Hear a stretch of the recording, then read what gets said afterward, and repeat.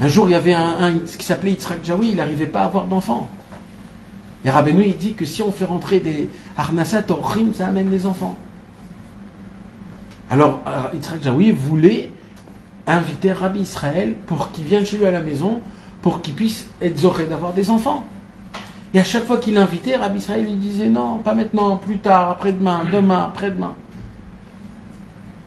Et un jour, il dit ok, je viens, et quand il vient, il habitait dans des escaliers qui descendaient très bas, et plus il descendait, plus Rabbi Israël, on le faisait descendre avec sa chaise roulante, il disait oi, Gehinom, Gehinom, je sens le feu du Gehinom. Et lui, il était honteux, il a dit mais Rabbi Israël, c'est dans chez moi, il dit Gehinom, sortez-moi d'ici, je sens le feu. Et lui, il ne savait pas quoi faire. En fin de compte, il n'est pas rentré chez lui. Il n'est pas rentré chez lui. Mais il s'est dit, si c'est ça, il faut que je déménage. Il a déménagé, il y a eu un incendie. Il y a eu un incendie dans la maison. Il est allé chez Rabbi Israël, il a dit, vous m'avez sauvé. Il a dit, maintenant je viens là où tu habites. Et Rabbi Israël a dit, maintenant je vais rester chez toi jusqu'à que tu aies un enfant. Ah.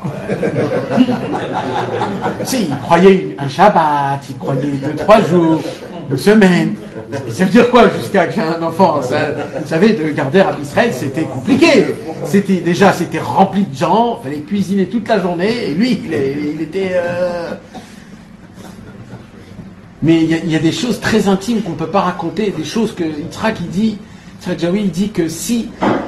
Il dit, il n'y a que moi qui peux savoir réellement ce qui s'est passé. Je ne peux pas trop raconter, mais que j'ai vu de mes yeux comment Rabbi Israël il est là et comment il nous aide. Maintenant, ce n'est pas des miracles, hein, ne croyez pas, Rabbi Israël, ce n'était pas du tout le genre à personne de faire des miracles ou de regarder le roi HaKodesh. Tout ce que Rabbi Israël... Qu'est-ce qu'il a fait Rabbi Israël chez Yitzhak Jaoui? Vous voulez savoir qu'est-ce qu'il a fait Rabbi Israël chez Yitzhak Jaoui? D'abord, il appelait toute la journée, il lui disait, tu ne m'as pas donné à manger, comment c'est comme ça que tu m'invites? Et la table était remplie. Rempli. Il y avait, je crois, tout ce qu'on peut demander. Il lui dit, mais qu'est-ce que vous voulez, Rabbi Israël? Il dit, je veux une soupe de tomates.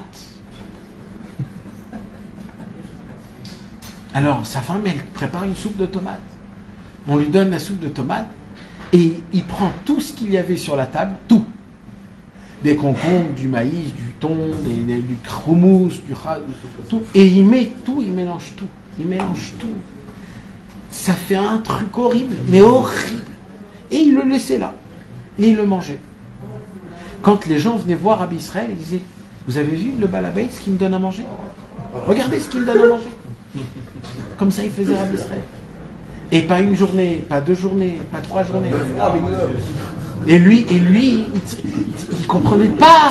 Qu'est-ce qui se passe? Arnasat Orchim ou pas Arnasat Orchim? Tu veux le vrai Arnasat Orchim, tu l'auras le Arnasat Orchim. Après, il a terminé, il a tout mangé, Rabbi Israël. Il a dit, c'était tellement bon, tu peux demander à ta femme qu'elle me reprépare. Il était 3h du matin. En fin de compte, sa femme, elle est allée dormir, il la réveille, il dit, pardon chérie, mais il veut encore, il refait. Un jour, Rabbi Israël, il lui dit, cette pièce que tu m'as donnée, c'est une pièce qui est très bon pour moi à la Vodat Hashem. Alors, fais-moi une serrure et donne-moi les clés, comme ça c'est ma maison. Il lui dit, Rabbi Israël, mais même moi c'est pas ma maison, c'est loué, je loue. Il dit, toi tu loues et tu me donnes les clés, comme ça si je veux fermer, c'est ma maison, j'embête personne. Bon, il savait pas trop... Alors il est allé faire une serrure, il lui a donné les clés. Et au moment où il lui a donné les clés, Rabbi Israël, il s'est levé, il a mis la table contre la porte, et là, il ne pouvait plus ouvrir la porte. Et il était fermé à clé. Et là, il a eu très peur, il s'est dit, il va savoir, qu'est-ce qui se passe? Peut-être il a besoin de moi, peut-être il n'a pas besoin de moi. Et il y a toute une histoire. Les Chaverim, ils venaient, ils disaient, mais où il est Rabbi Israël? Rabbi Israël disait, on m'enferme ici à double tour, on me cache, sortez-moi d'ici. Non mais vous savez, on rigole, mais vous savez, de vivre ça. Et il y a un moment où il a craqué. Et quand il a craqué, comment il a craqué? Il a commencé à avoir mal aux oreilles. Il a une otite. Alors il va venir Rabbi Israël. Rabbi Israël, faites-moi un pidyon, s'il vous plaît. Il lui fait un pidyon. Mais il a trop mal. Il dit, Rabbi Israël, j'ai encore très mal, faites-moi un pidyon. Il a trop mal. Rabbi Israël lui dit, chauffe de l'huile et mets-toi de l'huile d'olive dans l'oreille. Alors il chauffe de l'huile, il essaye de mettre de l'huile d'olive. Il lui dit, t'as pas compris. Tu as des chaussettes. Il dit, prends une chaussette, trempe-la dans de l'huile, et mets-la, et comme ça, tu la mets dans ton oreille. Bon, il prend une chaussette, il la met dans de l'huile, il la met dans son oreille, il l'attache, et au moment où il met, il sent tout de suite que ça va dans l'autre oreille.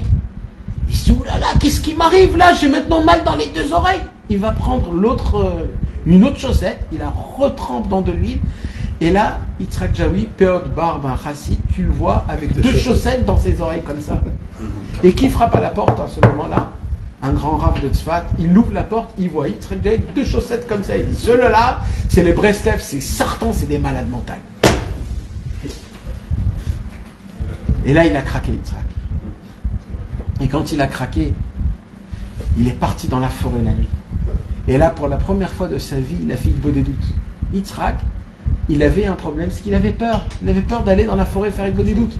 Et depuis le temps qu'il était Breslev, il n'a jamais fait une bonne doute. Tout ce que Rabbi Israël lui a fait faire, c'est pour qu'il craque et que de lui-même, quand il est revenu de l'île Bodédout chez lui à la maison, il n'y avait plus de serrure, il n'y avait plus de table, il n'y avait plus de manger.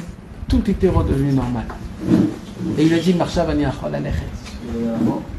Il a eu 10 et plus d'enfants. Rabbi Israël, il travaillait avec le plus profond des plus profonds. Pourquoi? Pas parce que c'était quelqu'un, c'est parce que c'était l'élève du tzaddik Emet.